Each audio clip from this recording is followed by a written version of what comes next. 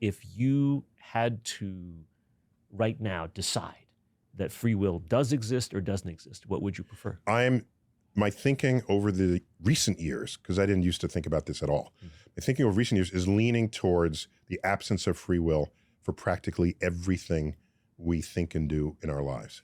And I base that on the fact that over time, things that we have done as people in our species, at one time was, you are totally to blame for that, or just something you did, or something we've learned, no, this person is more susceptible than you are to addiction.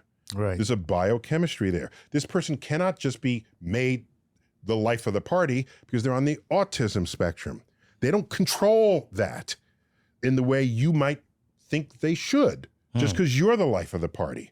And the more I add up and explore the human condition, I'm forced to conclude that the direction we are headed is that we are all products of an absence of free will.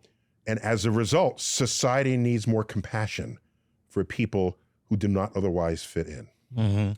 See, I have the exact opposite position in my own mind. I feel that it is because of the absence of free will that you see in most behavior, that it is that 1% of free will activity that moves us in the right direction, bends us toward compassion, takes the arc of history toward justice.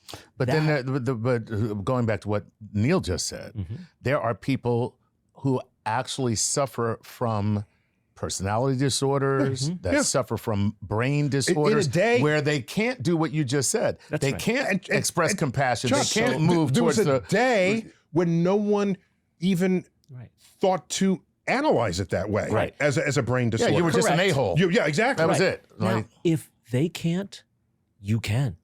You can show that person compassion or understanding. And therefore, free will as an entity exists. Charles, you're drawing a line even if that I have seen be in constant motion over the decades and over the centuries. That line that you're saying, they don't have free will, but I do. I don't know that I can...